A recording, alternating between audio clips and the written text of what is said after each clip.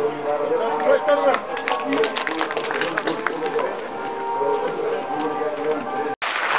kadınlarımıza paylaşıyoruz.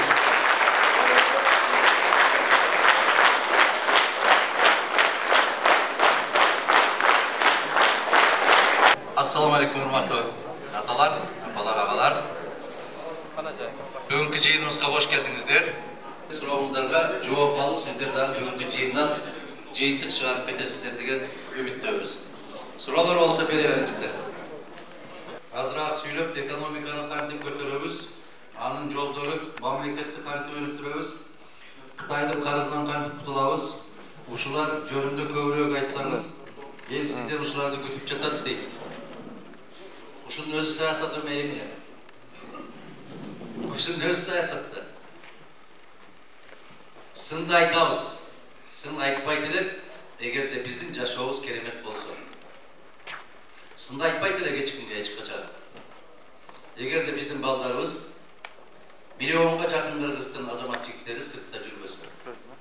Сынды айтпай делеп, эгерде ушул балдарыбызга жөлөк пулду убагында берип турса, сынды айтпай делек, эгер мектептер жабылып, телефондор менен окуй алса. Сынды айтпай делеп, эгерде пенсионер аталарыбыз менен апаларыбыз ошол пенсиясынын эсебинен балдарын багып калбаса.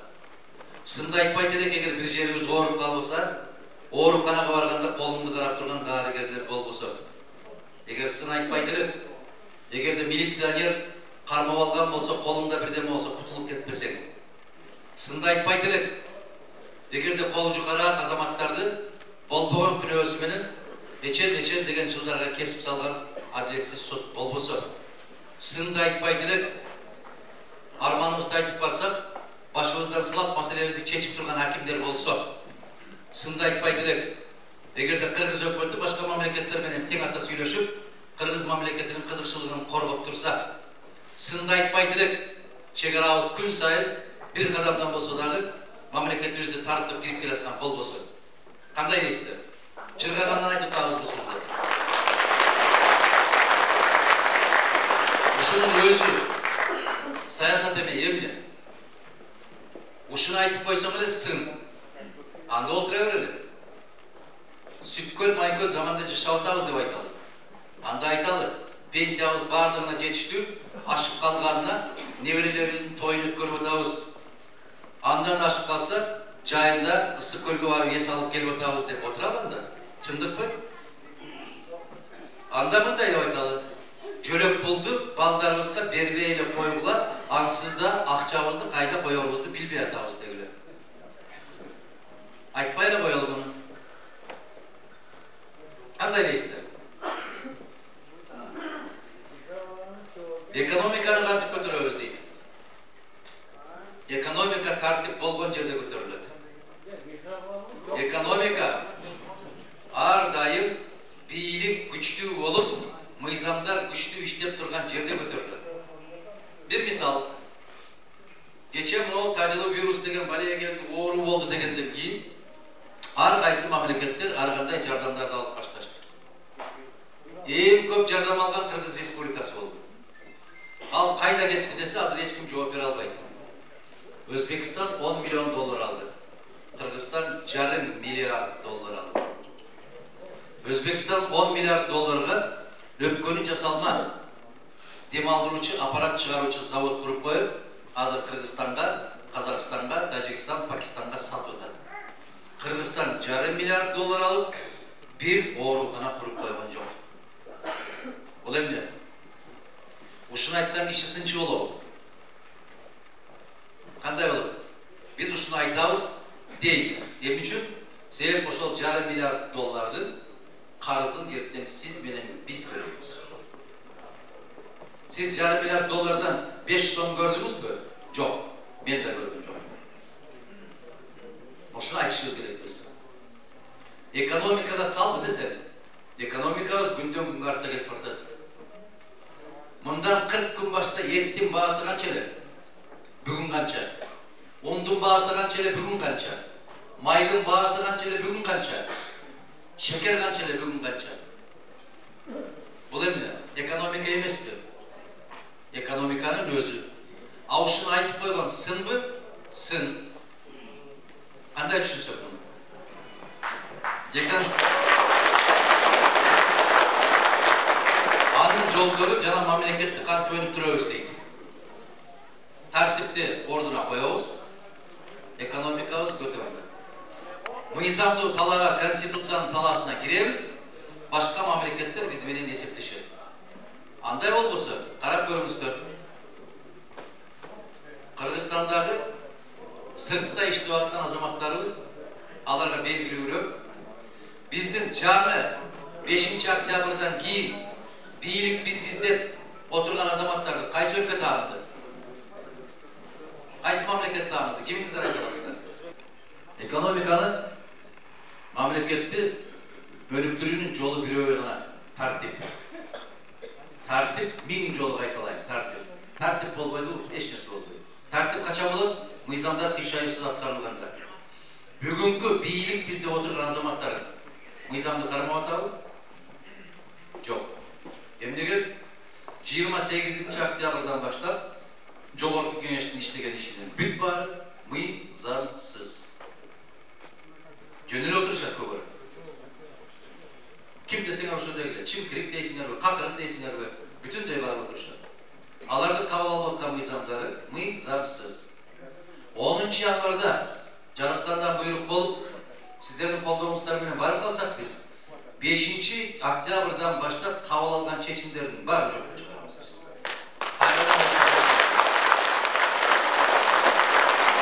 Мыйзамсыз өтүп аткан референдум, мыйзамсыз өтүп аткан референдум. Азыр дагы суроо берем сиздерге. Мына 10 октябрда мыйзамдын жаңы редакциясын кабыл алабыз дейт. Канча киши отурабыз? 400 киши барбы? 500 киши барбы? Канча киши бар? 500 киши барбы?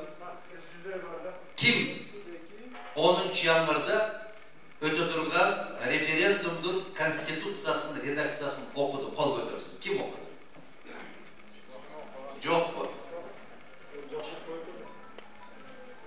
Бирок эртең референдумда Баткен шаары 78,7% колдоду деп берилди да. Кандай дейсиздер? Окубай туруп кантип добуш бересиздер? Мамлекеттин тагдырын аныктоочу конституция эмес. Үйдө менин бир жакшы индюгум бар. Ошону 2000ге аласыңбы десе биринчи көрөй дейсиңер. Bir induk, bir toğ, birinci korsot deysizdir. Ama memleketin en negizgi dokumentin görüp yok baytır, kantip doğuş birisizdir. Mından ötkön mıйзамсыздык болу. Mından ötkön çapayıçılık болу, sadakalarım ayttılar. Uşunu aytkan Madumarov jaman mı? Je uşunu jasap atkan biyilik jaman mı? Kanday dedi. Yap yaşmana bala, aylana, kaç yaştasın? 7'ge çıktın mı? Az zaman. Direkt karşımda 70'teki aksakalları cevap veren olaydı. Bala mı şoğlu? Buna oşulu biz aytıyoruz. Anday bolboydu. Seher konstitusiya boyunca biyiliktin bulağı, egemendүүлүктүн tutkası Kırgızistan'ın eli dep жазылды. El bolğondan keyin konstitutsiyanın kандай болушу? El өзү тандаш керек. Окубай көрбөй туруп кантип тандайсың? Ошондуктан конституцияны биз ордуна коебуз. Эми үчүн бөтөн өлкөлөр, өнөктөштөр бизди тааныбай атат. Ошол конституцияны тебелеп токтотуп койгондугу үчүн тааныбай атат. Шертти буздуңар деп атат. Эгер өзүңөрдүн башкы мыйзамыңар болгон конституцияга ушундай мамиле кылсаңар, биздин силерге ишенимибиз жок деп айтат. Ошон үчүн сыртты мамлекеттер менен алаканы оңдош үчүн биринчи кезекте өзүбүз ошол тартипке келишибиз керек. Кытайдын карызынан кантип кутулабыз дейт. Кытайдын карызынан кутулуунун эң жеңил жолу бар. Кыйынчылыгы жок кутула турган. Биринчиси мамиле менен, тил менен кутулушубуз керек. Бирок бир томолоп биздин ташыбыз ал жака өтпөй жетпей туруп чечишибиз керек болмаса керек. Бул бир жагы. Экинчиси Böтөн жактан карыз алганды токтотушубуз. Кайырчынын куржуну толбойт дейт. Kim kolunu sunup kayarı surak başlasa, biz ağa berekenin eşiğin cevap koyuyoruz deyip Жараткан Allah. Biz kayırçıyız.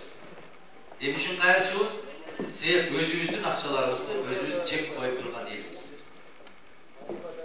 Üçüncüsü, daha kanday yoldan kutulsak bolatalardan. Var kanday kılıp kutulsak bolatalardan. Biz işletişimiz gerek. Yeniden işletişimiz gerek. Özümüzdü, jigitlerdi, kızlardı, öz mekememizde, öz mamleketimizde işletişimiz gerek. Oşonda anan tarzdan tutulsak болады. Hurmatlı Alakan Gilsanbayev deydi, Kazakstanda kulçulukta kalıp ketken 10 bin degen mekendeşlerimizdi öz jergebizge kaytarıp alıp kelgendiginiz tuuralı kеңинирээк маалымат берсеңиz deydi. Men жасаган иштерге караганда жасай элек иштеримди айтканды жакшы көрөм. Кече эле ушул Казакстан менен Россиянын ортосунда чек-арада Соль-Илецкиде бизде 867 жаран калып кетти. Кабарыңыздар барбы ошол жерде чөлдө калып кеткен кыргыздар боюнча? Бир ай жакшырбай уштар. Кайрылбаган жери калган жок. Президентine de gayrıldı, hükümetine de gayrıldı, barına gayrıldı. Çeçim çıktı mı? Mesele çeçildi mi? Yok. Men argasız Nursultan Abişeviç'e gayrıldım. 37 minuttan keyin joğunu aldım. Gayrılgandan 2 sutkanın içinde büt barını avtobuslar uyuşturup oşol yerden çegaradan Kırgızistan'a жеткирип koydum. Men terek rahatsızlık alıp gayrıldım. Kırgız hükümet evde de doşundu. Kime de canım? Abulgazi. Men 2 günden beri Premier Ministerin telefonundan albay atat deyim. Allah'ı sen meni bir esepleşir. Madumarov 12 yıldan beri bir gün memleketli hizmette işteyle 12 yıldan beri yumuşsuzum. Video kaydını jasadık. Nursultan Abişeviç çeçim kabul aldılar. Mağa jardamчысы Самат'ta telefon çalıp ayttılar. Aksakalga jetkizdik. Hükümetke tapşırmanı berdi. Kuday kalırsa adike mesele şeşilir. Daha bir yol mümkünlükten faydalanıp rahmat aytamış ol azamatlarla. 2 sutkanın içinde o meselenin çeşidi. Bir ay jattılar o bizim azamatlar. Assalamu alaikum Alakan Gilsanbayev. Çoğalayda 60 bin hektar жерди Kırgızistan'ın paydasını çeşip bergensiңер. Oşol tuğralı kemenireek aytıp berseňiz deydi. 60 hektardan 60 bin hektar al Sarımogol degen ayıl. Sayız taraganda oşolar Tajikistan'ın aymağında kalıp ketken. 2001, 2002, 2003 mına oşul yıllarında aябай kattı hareketlerdi jasavatып, bul iştin başında Absamat Masayiç turgan. Oşol kezde bizde deputat bolup turgan İsmail Sakiç bar эле. Biz oşol aябай kattı hareketlerdi jasap, bir kamçı çaptırбай, bir ketmen hareket edilmesinden 60 bin hektar жерди kayırdan eğri jurtu menen Kırgızistan'ın çegrasından ötkörüp alganбызбыз.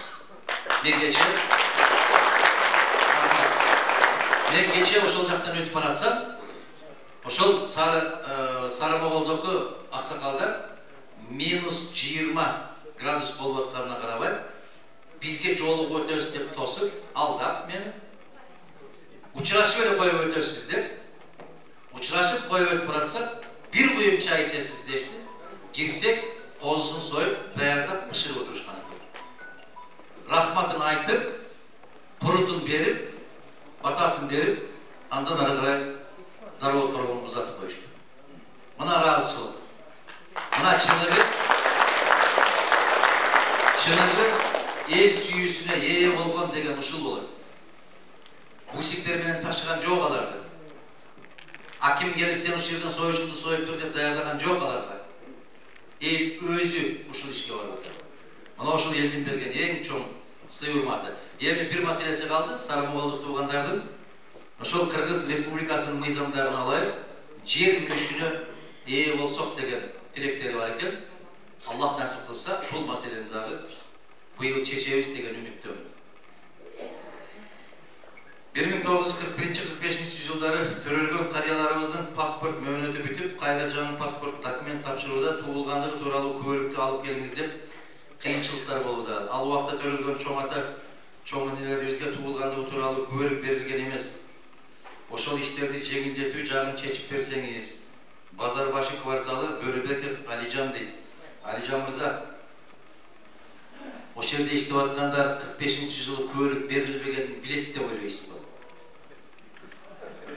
Bilbeydi de. Bilbegenden surap atadı. Keyif uçurlarda tutpayı, oşol aksakallardan surap, familiyağınız kim dese balançı deydi. Atınız kim, tükünçü. Отчествоңыз kim deydi.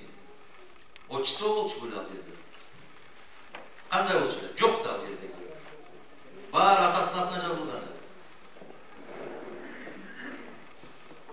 Құдай қаласа, барлық нәрселерді жол салғанда эле, бұл нәрселер де жол салынат. Кече президенттікке талапкерлердің қол топтап атқаныңызда көрдіңіздер бе? Өзі толтырсын дейді. Айданай, 80-дегі атабыз менен апабыз емес, 8-ci класста оқығандардағы толтыра албай атат қазір. Алардың өзі жетпесе, қантип өз қолы менен толтыра алат. Алардың құқығы бар емес, ошол кимди таңдаған құқығы бар. Эми үчүн жаза албаса, көзү көрбөсө, кантип ал укуктан ажырашы керек. Биз жетер замат бул сыяктуу алишемдиктердин баарын жокко чыгабыз, Кудай кааласа. Ким таңдайт, кимди президент кылат, аны эл чечиш керек, аны кагаз чечпейт. Анан текшерди баарын отуруп. Садыр Жапаров почта жолугушууда борборду бошко кайтарабыз деди. Сиз дагы Баткенге которобуз дебейсизби дейт.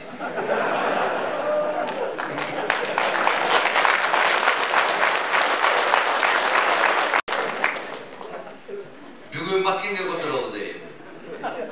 Эртең Жалал Абадка баратам, анда Жалал Абадка которолду дейт. Эң акыркы жолугушубуз Токтогулда болот, Токтогулда эле деп койбойм. Мен антип калып айтып, сиздердин үмүтүңүздөрдү жандырып алып калдыра албайм. Бошко которуу идеясы. Бул бир канча жылдан бери көтөрүлүп келатат. Бул идея бир эле кишиге таандык эмес. 20 жылдын бери жагында ушул идея чыгып атат. Анын ошол которулуу мүмкүнчүлүгү же которуу сөзсүз керек экендигин жыл сайын турмуш тарых далилдеп келатат. Биз ал маселени оң чечилиш жагына карашыбыз керек.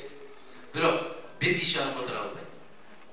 Бийликти башка топтор алмаштырса, үзүрүн бир партия көрүп жатат. Ушул адилеттүүбү дейт. Өз суроону бериптирсиз дагы өзүңүз жообун аягында жазып коюп турсуз.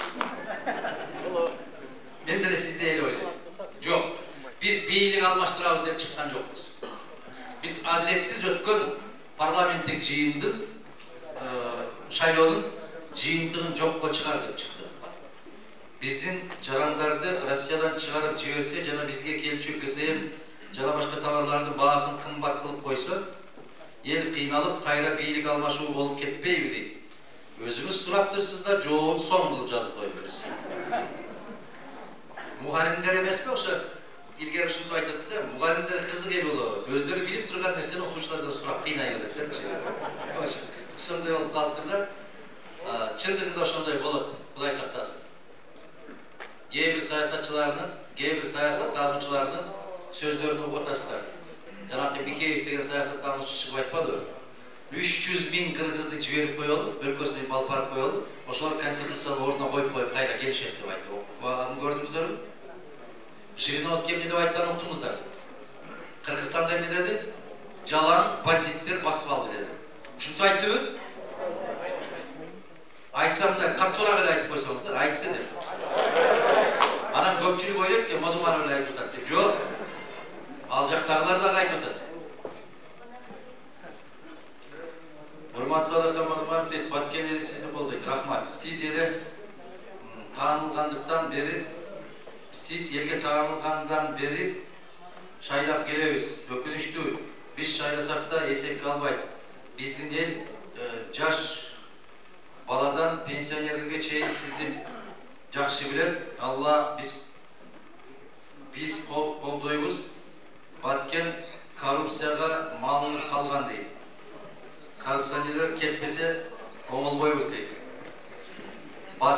Korrupsiyaga malıngan yok. Korrupsiyaga malınganlar gelip Bakkent'e ошол баккага саазга тыгып атат. Bakkent tapt-taza kaldı hep. Ona ошол аянтта айттым эле. Өтө чоң bir virus келет, ошол virus Bakkent'e келбесе экен. Бирок келди. Gelmek dursun uşul жерде кайнап баштады. Кайдан башталды ушулардын баары? Арам бийликтен башталды. Урматтуу Адахан агай, биздин Өлүк Зарлуу Баткен жергесине кош келипсиз. Рахмат.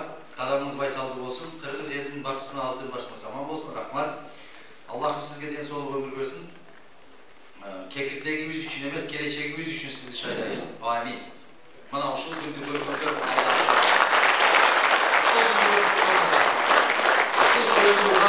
Sevdiği geç bulmak biten biz de Türkler uşul söz. Sizdi terim hurmat menen Tazagül Murzaeva deyip. Hurmatlı da hem sana sizden soranlarımız 5 balalı enilerdi bağı trene namın beri jağın eniler toğu suran ağız deyip. Endan ayın enekeler 7 balalılığa berip oşuların akçasını berip alsın hazır yok. 7 balalılığa. Men болгондон кийин мен аны азыр болот деп койсом айттыңыз эле го деп кыйнайсың. Кыйыныраак го деп койсом ошондо ваада бербей койдуңуз да деп дагы кыйнайсың. Муну келечекке коелу. Мына ошол 10 баладан 9 балага түшүргөн дагы Мадумаров эле. 9 баладан 7 балага түшүргөн дагы Мадумаров эле. Эми билип алдыңар да, кылыгым мындай нерсе таап алдыңар. Bilip Türkleri de sağır şunu.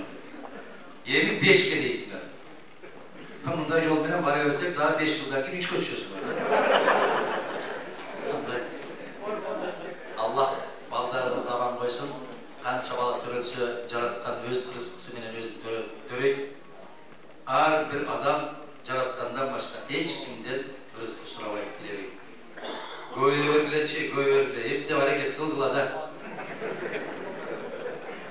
Olup dursun, oşul 5 bolgonca 7'ge hareket kılavergiler.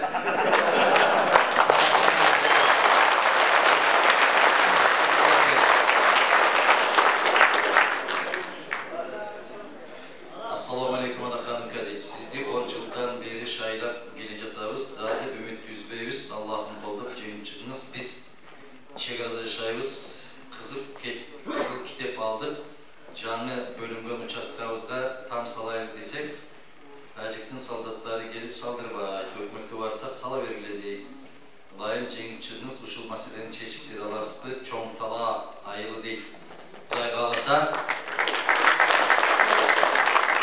kalasa, çoğuntala başka ayılı, kanday bolgon bolsa dağı, aytıyor biz kanattıuga kaktırbayız da, tumşuktuuga çokutbayız. Biz oşonda örgü kurabız Kuday kalasa, oşol üçün baratabız.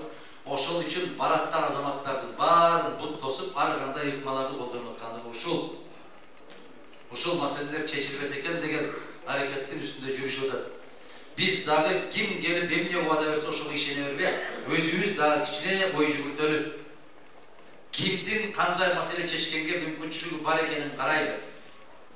Kimdin çeşkindүүлüğü jetet, kimdin tacribası jetet, kim başka memleketlerine süйлöşe alat, kim çok degende жазып bergen kagazdı tak okuy alat, oşoga karаңыздар aylanayın.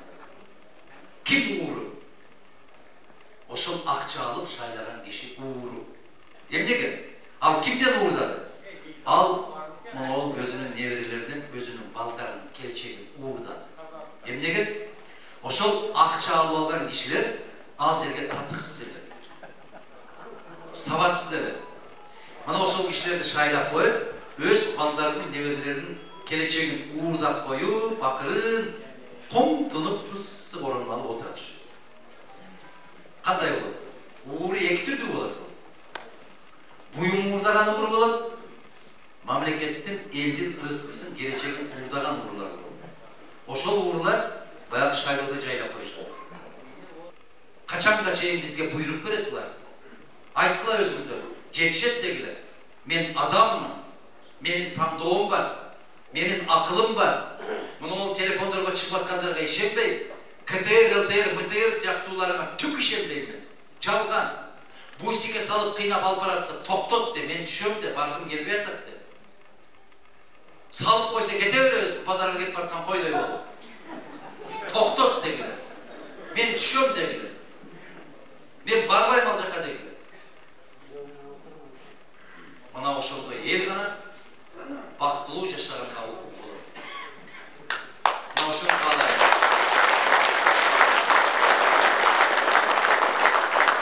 Assalomu alaykum Adakam Gibsonbayev. Менин суроо, неге Садыр Жапаров келип элдердин суроосуна аткарам, кылам деп жооп берип жатат, элдердин проблемаларын али аткаралы деп жатат, антип сүйлөшүүнө укугу барбы? Курбанов Нурлан дейт. Эми ал жигиттин укугу барбы жокпу мен билбейт экенмин. Ал жигиттин негизи мамлекеттин эсебинен жүргөнгө укугу жок. Ал жигит мамлекеттик резиденцияда жашаганга да укугу жок. Ал жигит президенттикке талапкерлигин койгонго да укугу жок. Конституция тыюу салат, мен эмес. Президенттин милдетин аткаруучу президенттикке кое албайт деп Конституцияда жазылып турат. Аны ар кандай окуган киши түшүнөт. Жооп боло берет дейт. Баратат. Мени эл жакшы көрүп атат дейт. Стадионго батпай калып атат дейт. Батпай калып атканын көрүп атат да. Биз боло турган нерсени гана айтышыбыз керек. Адакан Гибсонбаев, сизди Аллахым өзү колдосун. Мен Кыргызстанда азыркы учурларда зордук зомбулук көбөйүп кетти. Менин жеке оюм зордук зомбулук көрсөткөн адамга өлүм жазасын бериш керек. Иншаллах президент болуп калсаңыз ушул өлүм жазасын киргизе аласызбы дейт. Өлүм жазасы менин жеке оюм. Анын калп менен кеңешебиз. Анан силер чечесиңер десем жалган болуп калат. Менин жеке оюм өлүм жазасы болушу керек. Болушу керек. Силер айбан кылбаган кылыктарды кылып аткандарга жашоо бул дүйнөдө болбойт, ал адилетсиз болуп калат. Караңыздар, 3 жашар балдарды, 3-4 жашар кыздарды зордуктаган бул бир да бир жан бар жасабайт ушул нерсени. Ошол адам ошол. Ошону биз өмүр бою кайтарып, өмүр бою тамак берип, кийим кийгизип отурушубуз керекпи? Ал эч качан адам болбойт. Менимче бул жазаны киргизиши керек. Бул жаза сөзсүз түрдө болушу керек. Болбосо кечекиндей болуп, мүмкүнчүлүктөрдөн пайдаланып, өмүр бою сотко кеткендер дагы чыгып кетти, кече чыгып кетишти. Азыр дагы чыгарышып атат. Күндө чыгарышып атат. Ошол коллегалар келип кала турганбызбы, коллегалар ал жакта калбайт экен. Ушундан итет болушубуз керек.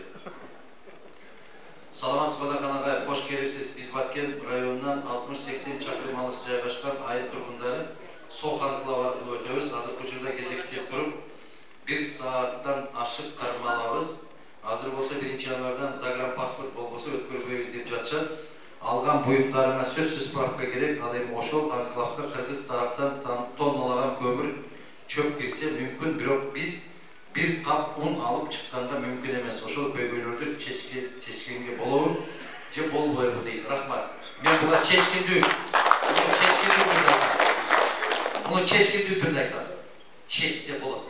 Bir күндө чечсе болот. Кантип чечет муну? Акырын Өзбекстандын президенти Мирзиёев мырза момундай азамат. Керемет азамат. Айткан сөзүндө турган азамат. Аны менен адамча сүйлөшүш керек бар. Аны менен сүйлөшө турган киши болуш керек. Ал киши президенттикке келгенде не деп айттылар? Биз ушу 2 өлкө, 3 өлкө, 4 өлкө чыгылаш болуп турган өлкөлөр тирешпестен кызматташышыбыз керек деген. Бирок ал келишимди түшүнгөн биздеги дөдөйлөр болбой атат.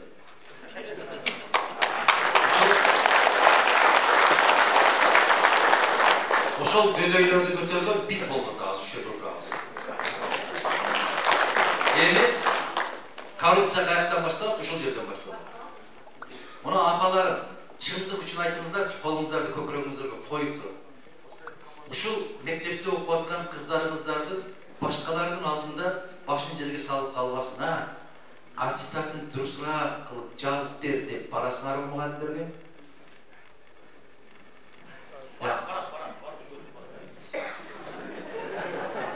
Korrupsiya şu yerden başladı.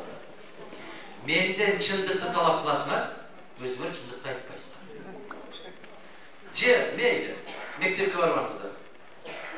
Şu kelinimnin kişine bir ayak oğurra bile kaçan gelişini bilbey, Kokstan gelip kalsak, bir durusura karap koygun dep, töretüylörge barasınlar mı?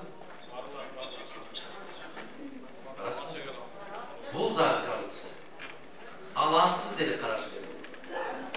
Anam okuvattan balanız barıp sessiya tapşıralay gelse, uyat bolboğundağı, manavını alıp argındağı, barıp alıp gelginde bir nerse beresine mi?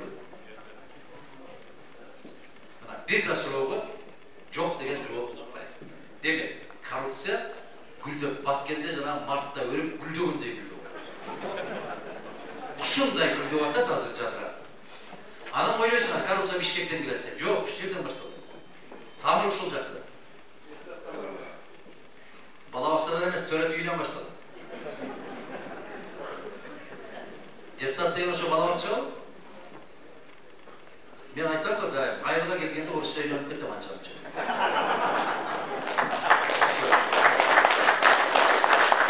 Hurmatlı Ağabey Sabay, biz sizden soran kalmamız, Batken şaharına köp kabatlı turak jaylarda jana studenttik atirat jumuşçu güçlerini tüzüp, өлкөнү өнүктүрүп беришиңизди суранабыз. Гүлжигитов Кылычбек мырза эң актуалдуу маселени коюп атасыз. Шаар мондай чаржайып кетпестен, шаар үстүнө кетиш керек. Шаар көп кабаттуу үйлөр курулуш керек. Мен эсебин чыгарып көрдүм, караңыздар. Жаштарга чек алсаңыздар канча сотчуктан берип атат? 6. Баткенде 6 сотчуктан. Сиздер бай экенсиздер. Бишкекте 4 сотуктан берет. 6 сотуктан берип атса караңыздар. 12 соттук 2 үй бүлө жашап атат. 12 соттук жерге 48 квартиралуу үй курса болот. 48 үй бүлөнү киргизсе болот. İçinde ıssık su, buzdak susu, gazı var, başkası var. Bardıq şartı menен. Biz oşoldoy jolго düşüyoruz. Akçаны kayaktan alasız da aytып атасыз да, ойлоп атасыз да. Oşol siz tam salып aткан акчаңызды өкмөткө саласыз. Жок болуп кетпейт деп коркосузбу? Коркпоңуз. Ишениңиз. Oşoldoy болуп жаштар баары акчаны бир жерге топтоп, 48 батир тура турган акча топтоло бар заман, ошол жерге тургузулуш керек да, ошолор колуна кайтарып бериш керек. Ana ошол мамлекеттик саясат. Башка өлкөлөрдө ушундай болот. Ипотека деген жакшы өзү. Бирок биз кыргыздар аны дагы жокко чыгарып бердик да. Ипотека жакшы, эч жаман жери жок. Башында адамдар жок эле, адамдар аябай көп эле. Жылына монча пайыздан деп турат. Азыр пайызсыз десе дагы жок. Себеп элдин чөнтөгүндө акча жок. Пайызсыз 36 айга берилет деп жардама чыгып атат. Жок, кардар жок. Кыргыздын баары батирлүү болуп калгандыктан эмес, чөнтөгүбүздө акча калбай калгандыктан. Жылдан жылга жукарып барабыз. Токтойлу, ошол иштерди жасайлы Кудай кааласа. Сизди көп жылдан бери колдоп келебиз. Сиз жогорку кеңешке же президенттикке өтпөй, башкалар өтүп жатат. Сиз да башкалар сыяктуу башаламандык жол менен келип алсаңыз болбойбу? Болбойт. Жана жооп бердим. Шайлоо бир тур менен бүтөбү же экинчи тур болобу? Сиздин оюңуз Азамат Баткен шаары дейт. Эгер сиз жакшы аракет кылсаңыз, биринчиси менен эле бүтүрүп элебиз. Жок. Жок. Дагы бираз созулсун десе, анда 24-үнө барып калышы мүмкүн. Азамат мырза, сизден көз каранды. Бул элден көз каранды. Шайлоочулардан көз каранды. Бардыгыбыз биригип, бир багытта барып, бир кишини тандап алсак, биринчи тур менен бүтөт. Биз 3 миллион 400 миң шайлоочусу бар эл экенбиз. Анын 1 миллиону сыртта жүрөт, алар менен эч ким эсептешпейт. Алардын жиберип аткан акчасы адалдары, добуштары харам дегенде мамиле кылышат. Демек, 2 миллион 400 миң шайлоочу бар. 2 миллион 400 миңдин 1 миллион 800 миңи барат шайлоо. 600 миң барбайт. Жаңбыр жаап калат, кар жаап калат. Ар кандай себеп. Эртең менен турса уйкусу канбай калган болот. Баары бир да бизге. Эми 1 миллион 800 миң киши барып өлкөнүн тагдырын чечет. 1 миллион 800 миң киши. Ошо 1 миллион 800 миңди бириктирбейбизби деген аракеттер болот. Келгиле, биз биринчи Баткен беле келдик. Баткен 1. Не дейтилер Баткенде? Күчүм добуш бергенге баралы. Күчүмбү? Күчүмбү? Күчүм? Оптом дегенби?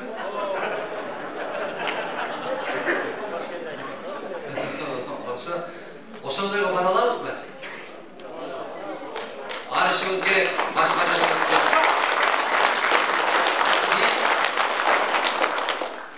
Биз өзүбүздүн тагдырыбызды өзүбүз жасайбыз, бирок ошого жасаганга зеригебиз да. Баарыбыз келбей калат. Американы караңыздар. Канча шайлоочусу бар экен? Байденди колдоп берип 80 миллион чыкты. Трампты колдоп дагы бир 80 миллион чыкты. Байланайында сандарын көрүп атасыздар. Мына Түркияда 50 миллиондон ашык шайлоочу бар. 50 миллиондон ашык. Saat 8'de бүтөт. Saat 8'de 5 мүнөт өткөндө ким утканын жарыя кылат. Теледе. 50 миллион шайлоочуну эсептеп чыгат. Кыргыздарда 1,5 миллион катышат. 20 күн эсептеп бүтпөйт. Не деген өлкө өзүбүз? Эмне болгон адамбыз? Россияны караңыздар. 144 миллион калкы бар. Анын içinden 80 milyon şaylоочусу var. Saat 8'de бүтөт, 8'den 2 minut өткөндө ким утту президенттикти? Кайсы партия утту? 8'den 2 minut 3 minut өткөндө жаңылыктардан берет. 100 milyon şaylоочусу бар өлкөлөр ушундай. Биз Кыргыз 1,5 milyon şaylоочуну 10 күн эсептейбиз. Буят. Sizge birinci sorum deyip, Batken şahı, Batken rayonu, Borbor'da 1000 çakırım alış жайгашкандыктан жашоо шарт оор, gaz жок. Gaz менен камсыздаса болот, ачык эле айткан болот. Болгондо да бөтөн жактан алып келбей, өзүбүздүн gaz менен камсыздаса болот. Болчаппаңыздар, бул болчоп турган маселе эмес, бул ыйлай турган маселе. Мына жерден gaz чыгып атат, мына кыйкырсам уга турган жерде. Болот дегениңизге кол чабып атабыз. Болот дегенге кол чабып тургула, бирок мени дагы мындай эмнеге салбагыла, мен ушул нерсеге көмбөдүм. Мактаганга көмбөдүм. Анан ушу кол чабып атканыңыздарда ушул ишке ашпай калса, мен көзүңөрдү кантип карайм деп корком. Сиздер кубанып атасыздар, жаш баладай болуп. Мен быйыл келдим дагы, кийин келбейм деген саясатчылардан эмесмин. Мен Кудай насип кылса, жакында эле келем деген. Келип ушул жерде турганда, баягы убада кайда деген сөзүңөрдү уккум келбегенден корком. Biz айтып коюп кете бергендерден эмеспиз. Кайсы бир жылдары текесекирик маселеси ишке ашса, Баткен суудан кыйналбайт деген сөздөр болгон эле. Текесекирик маселесин чечсе болобу, бирок бул сөздөр башка адамдар тараптан чыккан. Текесекириктин маселесин биринчи биз айттык эле.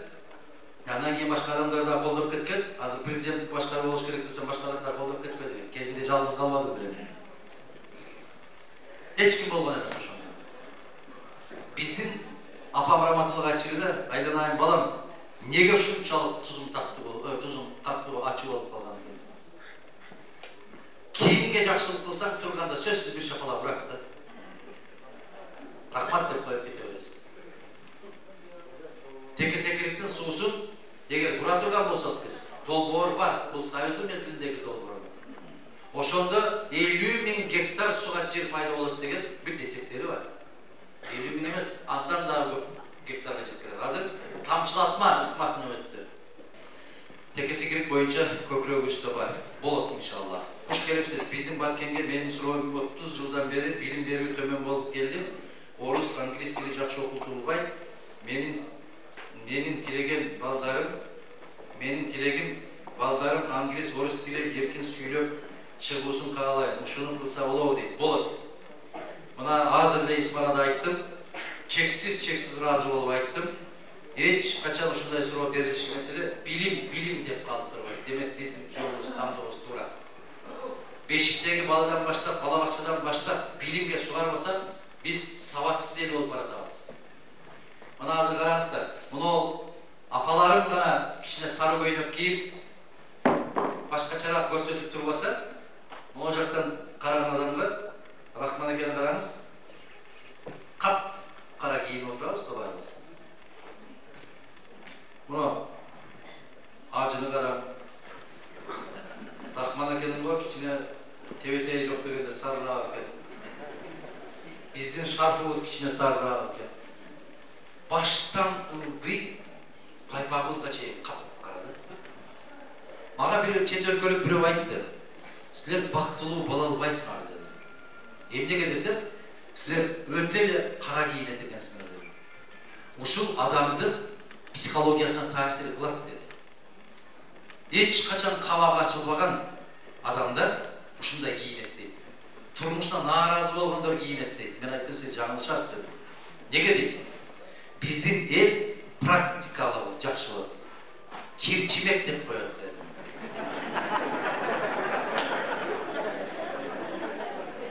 Kir götөрүмдүү деп кийет. Жакшы көргөндөн кийбек dedim. Биздин көчөлөрдө сиз ак кийинип бир жүрүп көрүңүз, мен көрөйүн dedim. Же ошондой сарала кийинип, кызыл-тазыл кийинип, бир жолу маршруткага түшүп, анан кийин түшүңүз эле. Көйнөгүңүздүн кандай болгонун көрөйүн. Биздикилер кир көрүнбөсүн уялам деп кара кийет dedim. Түшүнбөйт алар бизди. Кайсыл жакта жер кимге таандуу экенин жакшы билишет жазып аткандар. Биз ошол проблеманы чечтик. Азыр мына көп таштан өтүп келатканда мен балдарга айтып келатам. Мен мамлекеттик коопсуздук кызматынын катчысы катарында, мамлекеттик ишмер катарында ушул жерге келгенде корктум. Неге? Ошол суу кандай суу деп аталат? Ак суунун ар жагында дагы, ак суунун бер жагында дагы узун автоматтарды илип алган тажиктин аскерлери турчу эле. Эсиңиздерде? Ар өтүп баратсаңыздар да текшерет эле, бери өтүп келсеңиздер да текшерет эле. Ошол Ак суу дарыясынын четинде чегара кызматкерлери турат эле дизеле. Биздин кыз келиндерди чечиндирип алып, ошол жерден текшерет эле. Мен карап турсам, ошол палаткага кире элеңиздер, ошол жерден чечинип көрсөтүп, анан ар жакка чыгып кетет элеңиздер. Эч нерсе жок дегенде. Кече болгон ушул окуя. Бүгүн андай жокпу? Бүгүн Сүрүктүдөн чыксаң да, Лейлектен, Баткенден чыксаң да, түп-түз эч кимдин жолун баспай, Бишкекке чейин барып атабызбы? Ошол эмненин эсебинен болду? Мадумаровдун чечкиндүү ошол кадамга барган эсебинен. Биз айтабыз, 49 жылга чейин ушинтип чечели, бирок 49 жылдын ичинде бизден акылдуу, эстүү жигиттер, кыздар келет. Алар чечип алсын. Бирок бүгүн мына кээ бир жигит жазып коюптур, келечекке кызмат. Мен келечек эмес, мен бүгүн ыйлап аткан баланын бүгүн соорогонун каалайм. Келечектеги соорогон эмес, азыр сооросун. Бүгүн курсагы ачып калтырап, бир сындырым нанга тойбой аткан азаматтын бүгүн курсагынын тойгонун каалайм. Эртең аман калабы жокпу, ага эч ким кепил эмес. Бүгүн ооруп аткан жаны ооруп аткан болсо, ошол жаны ооруп аткан кишинин денесинин бүгүн сакайышын каалайм. Эртең бүрсүгүн эмес. Бүгүн диши ооруп аткан болсо, 1 сааттын ичинде диш доктурга алып барып ошонун тилин сууруп, азабын жеңилдетким келет. Таң атканча күтүп тур дей албайм мен. Менин боорум таш эмес.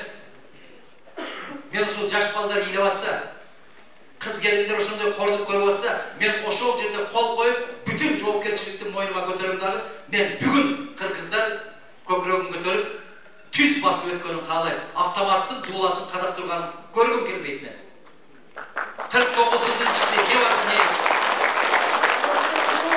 Жер ар дайым ал жака бул жакка өтүп келген, бул маселе болот, боло берет. Эки кыргыздын ортосунда дагы бир жыл мындай болот, экинчи жыл андай болот. Жайыктарды дагы талашып атабыз. Ким менен? Кошунабыз менен. Чогормолорду талашып атабыз. Ким менен? Кошунабыз менен.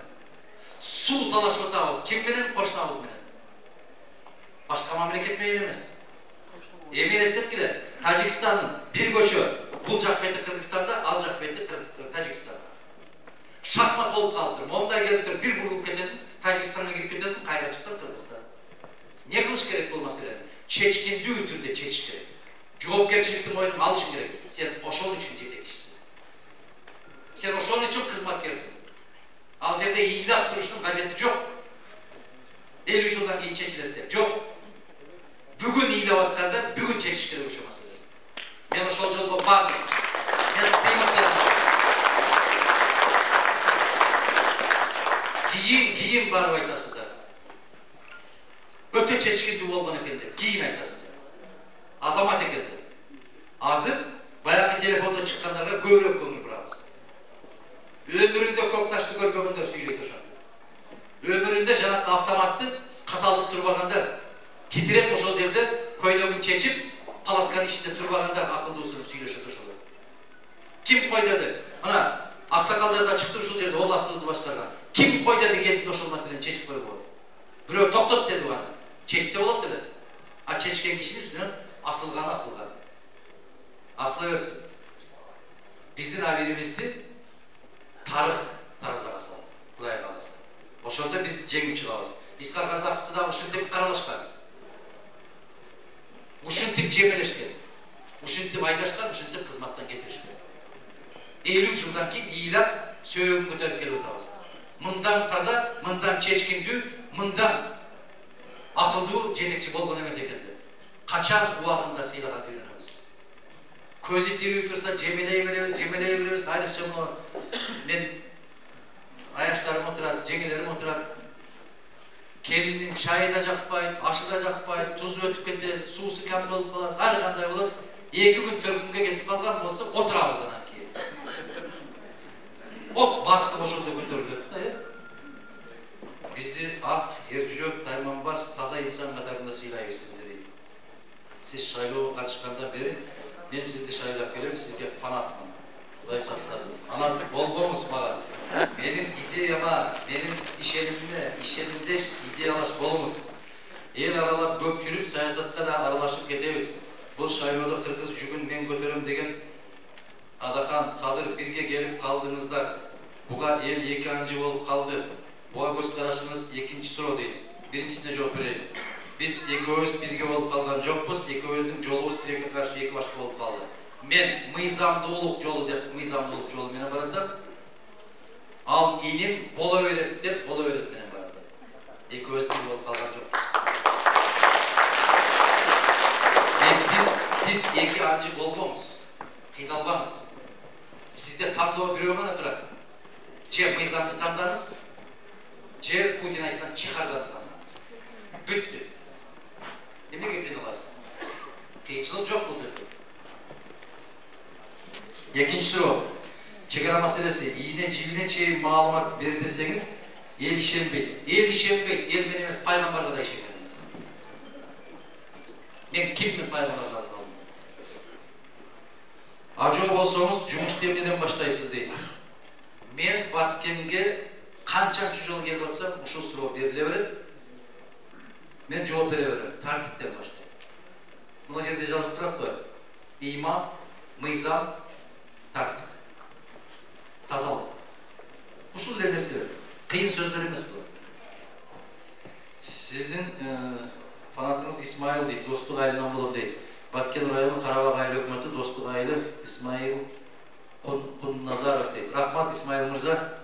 Ушул нерсени эске салып коеюн дедим мен сиздерге жанагы окуяны. Мен сүйлөп кете берем. Ишенесиздерби, ишенбейсиздерби өзүңүздөр билиңиздер. Себеп кыямат жакындап калды окшойт. Аллах билет.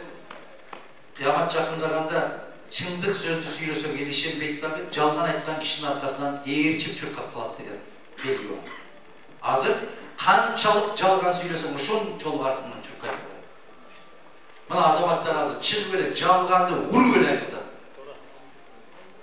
Ал жалганды мына Рахман аке менен Тынар, Абдулда үчөө сахнада дагы токуй албайт аны жалган. Ушулар да таппай калып атат жалган. Бирок алар чыгып эле уруп атат жалган.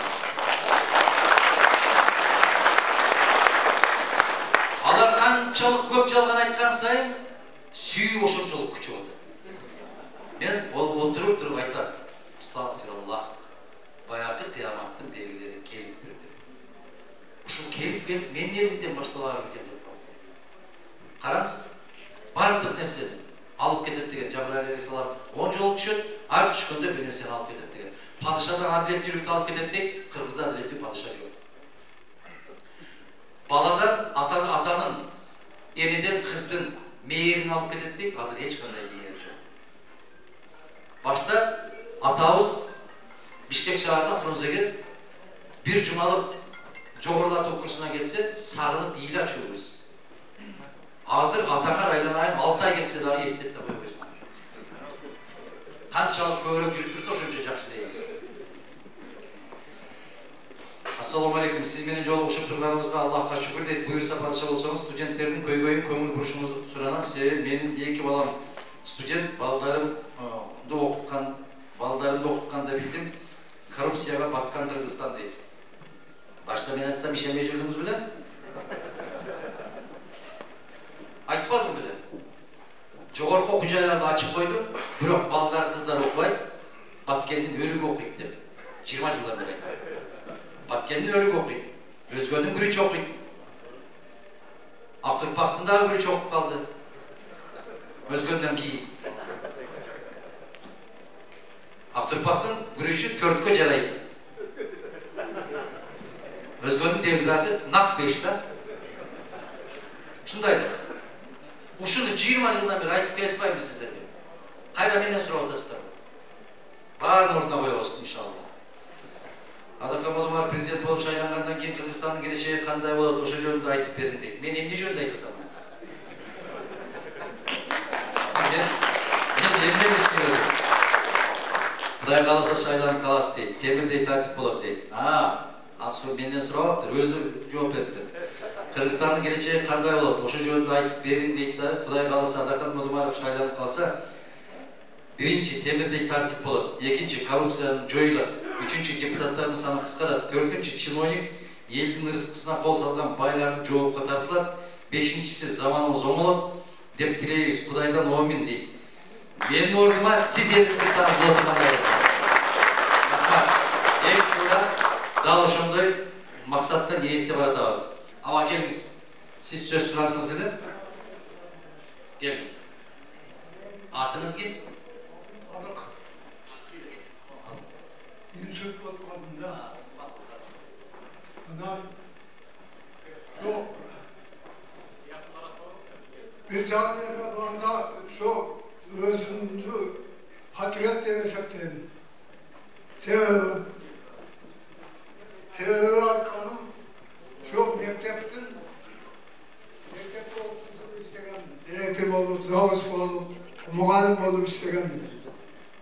Çok mektepten bir 20 bölümünü talas olup aile hükümetinden başlayıp prokuror,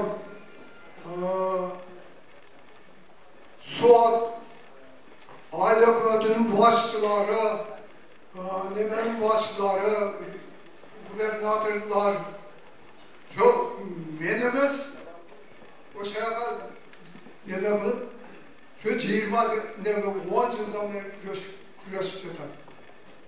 Çal kızkanan özüm. Енді sizler bana yardım versenizler. Şu nemede gubernatör geçeceğiz yakında.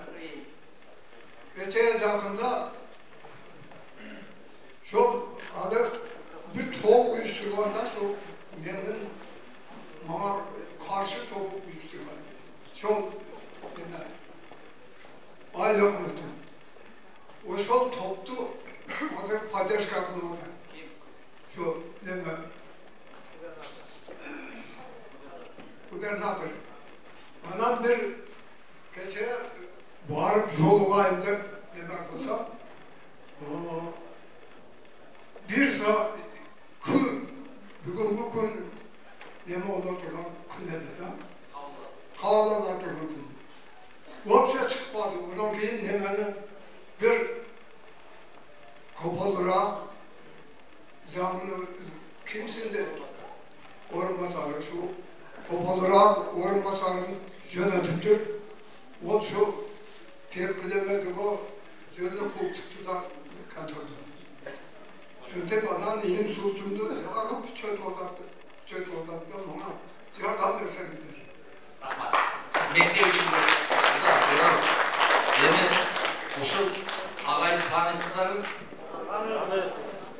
barımızda tanınan sonuçlar uşul ağayla karşı top düz batsa, sizler uşul ağaylı korumaya albaysızlar. Bu kişi özünün üyünün, çekin, horoz demez, oşa mektep için güreşip atıptır bu. Bizge bari verir. Ama ol kaydıgerlik durganda, uşul ağayla şunçunçuk direktiri olup işte, dali olsa, mektepte güyüp atkan olsa, anan aile hükümeti buna karşı işlerde uyuşturup atsa, alarda başka cıktan alıp gelgen yok. Oşunda aileden okuyan baldar kızlar olsa gerek.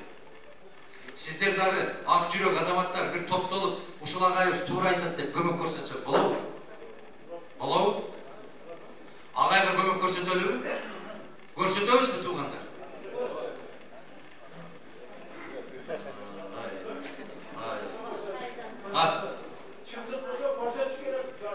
Çındık bul ağayım ne de otat? Oşul mekteptin, çegin, başka jakka alıp ketip bartat de otat?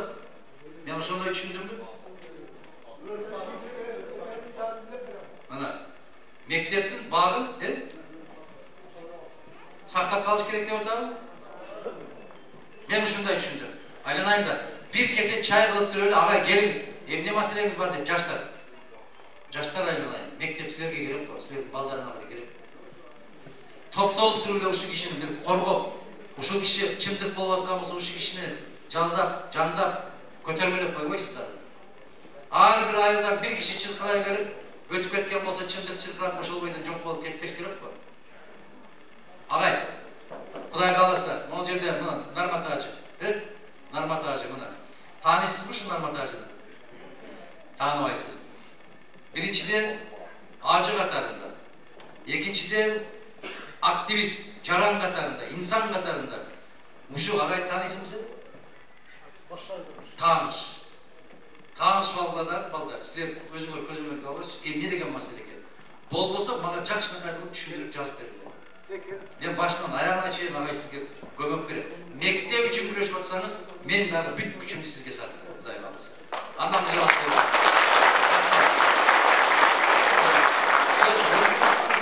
Şaşat binen borup elimiz buzulup, toplu bölünüp, 30 yıldan beri biz karşımızda, ben bu sözde aytkanım sebebi, oşa camı 30'ga kirgen baldarımız.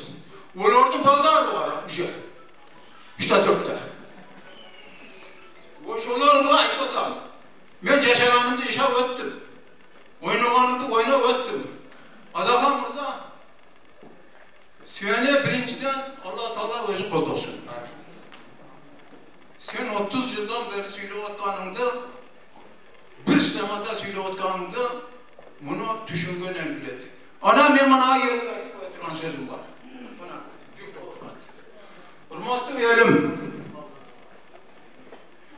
biz 30 yıldan beri Hasanpur deputatlarının sözünü eşitip huzurlu bittik. Adam ile balacı, eneminin kızı acılaştı. Biz 30 yılın içinde TKV'den mizamını koldanağız, demokratiyanın koldanağızdık. Bugünkü günde bizge bir gektir 10 saatlik cer verip koymuş olup, yerge hukukta verip koymuş olup, bizni közümüzde koyup, aytıp gel atkan sözünü ben oyrasam yüreğimin başına durat. Vardığı canlar. Kim gelip, bana ben deputatta koydum, prezidentke koydum gel, deyip söylese vardığını çalgan. Hürmetli verin. Sizlerine aytatılan sözüm. Geliniz de 30 yılda böyle büyük olduk.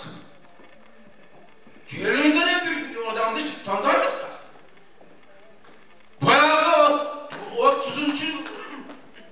birinci yılda söyleyen adamdı sözünü bugün gece söyleyen adam. Gece sadece parayam şu an söyledi. Onu söyledi, şu an söyledi. Gece Cem Bey'den bu şöyle söyledi. Başkası yap şöyle söyledi. Ana daha bir adatımız var. Ben sizlerden muhabbete soranam. Kim birlikte dursa, öl dese, tek yüzünü çıkmaydı. Öl olamaz. Öl de öl.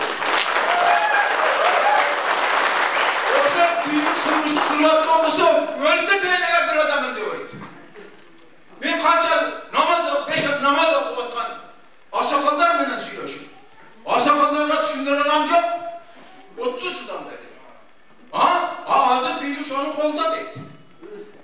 Avval ahire bu canlandı söyleyip verdi, mümkün etip koydu. Bana ayağım şöyle kavat nevreme kavat desem, o ağzı gelmiş o söylüyor.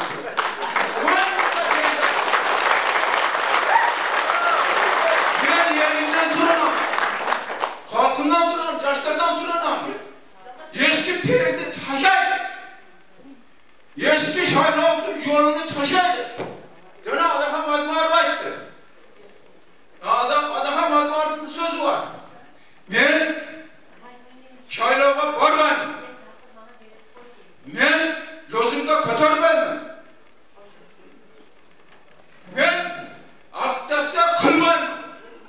Benim aktasyam, benim iştahım Kırgızistan yerinin yüyü de geldi. Şunu 30'undan beri attım. Attım. Prezidentlik çaylağı kirek. Hattık çaylağı kirek. O hattık çaylağı.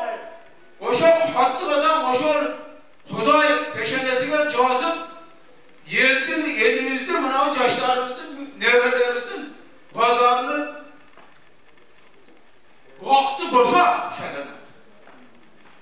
Bizden elimizde vakti boza şeyler. Vakti cevazı yok boza Hasan Kor, bandit, hayattan şülüğün cevçi. Bizde basit cevçi. Biz vaktidan paylanırı aytıyorum. Adıqa matmar geçirip koyarsın sizin vaxtınızda alıp koyğanım için. Ben ne tatıram sözü diyelim. Oğlanaylı. Biz yaşlarla canlı yolaşı vereydik. Şu sefer canlı yolaşı olsamız da dolaşılmadı. Dolaşılmaydı artık böyle. Bana 30 da Premier Ministerlik getirdik. 5 da Prezidentlik getirdik. O Tungay Vantek koyuyor. Geldi paramızda. Bu yol vay kazandı, içim toy bozdu. Doğru bugün kazanma işlerimiz. Benim aytatılan sözüm bunu attı. Adaka Mırza, siz Huday buyurup prezident olup kalsanız, bana mektubusunu aytayım. 470'de aile hükümetimiz var. 18 günden aşıp ailemiz var. Yani 470'de hükümette 20'den 30'luğa çeyin adamı var. Yani haraplarımız. Ben Ali Hakim'de gubernatör götürelim. 470'de aile hükümetinin kulatılan işi çok. Hudaya arkadaşlar. Agar var olsa aile hükümetinin işi var departmanında çık. Çok gerçeklik yok. Bir tane kulağımı yok. Konuda bir satıp ciğeri yok. Adaka burada. Bu niye borçundu bizden ihlap cetimin tulkatının dirilti kulağına büyüktür bu. Biz aile hükümet dün bizge hak edecek. Boş. Yani bir aile hükümette şayla koyup 5'ten 6'da aile olsa o şöyle kıstala cigirmata dün de şayla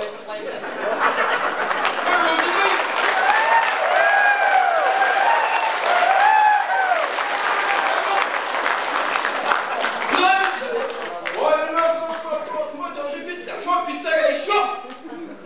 Doğru cigirme 30 taşı. Diyef taşı. On defter. Elimizin içinde duman kıvrak altaş oluyorsun. Çocuğun altaş.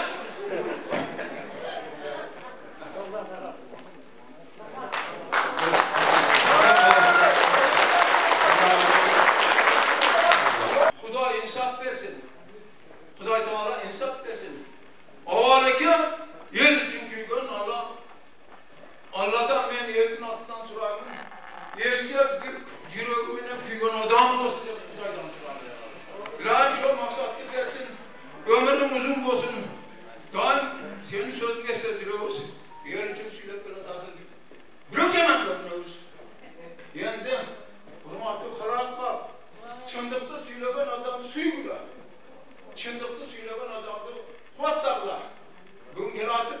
işmene gelmedi.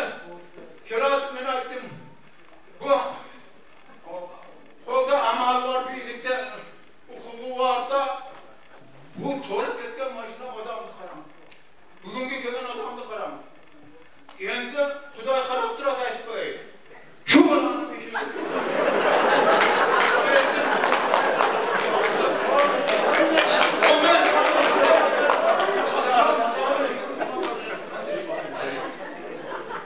Yetim baktığa, yetim vaktısı aşılsın. Şu kıyman adamların niyetleri aktansın. İçimizde de handay camandık olsa onu taşap bugünkü günde canlı yol götür, canlı yol. Adakamızın matmar canlı yolda cürütteki şeyçimiz. Layın Allah koldosunda canlı yol versin halk.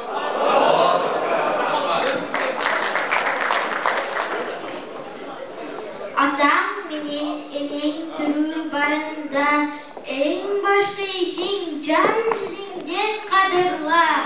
Kaza tapsa arzыбай ko bir tıyınga. Sen korotkon altının da ıyın da. Urmatı kasetli Kırgız kalkım. Adahan ağayozun gözünün türüsünde faydalanıp kalalı.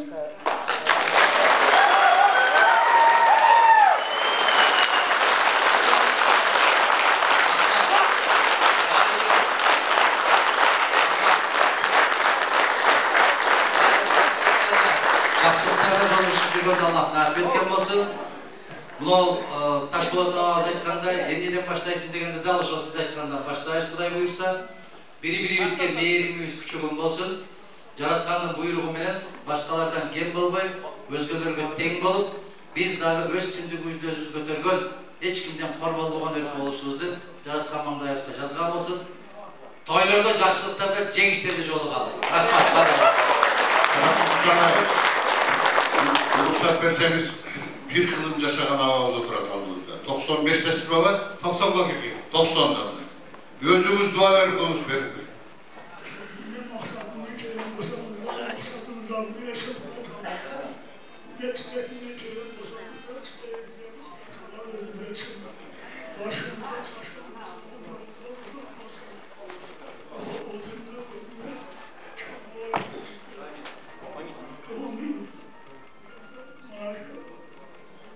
Kanca iş olsa getirdim. Bana o kirlen başkanın oluşlarında kirlen basamaklar kuşlasın bana ona çağa bilmem diye diyorsa diye alan yananlar ya silahlar olmasa kesilip koyarsın. Diye ki tillerinde kolay sana verdilersin. Yerden kanca kızmat olsa kolundan kelenci yardım yapıya vereyim. Yer yaxşı kıra, yaman kıra, tarıkta kalkacak. Var böyle. Bilsen bilsen de şu tarıkları alıp olsun. Hadi yakınlıktan daha İngiliz olurlar olsun. Hurmatlı tuğanlar, Adahan Kimsanbay üstün altınızda süretini gördünüzler. Oşol süretin aldığında emredip yazılıp durgan okudunuz da böyle. Ne dep turat buna öyle? Özüm uğurdabayım, Özüm uğurdabayım, özgöge uğurdatmayım diyorlar. Akmadım var. Значит, sizler doğuşunuzlarda usul şairliğinde uğurdatmayızlardı. İşenemiz. İşeneli mi? İşenimiz. Rahmat. Aman babamızlar, küçük olsunlar.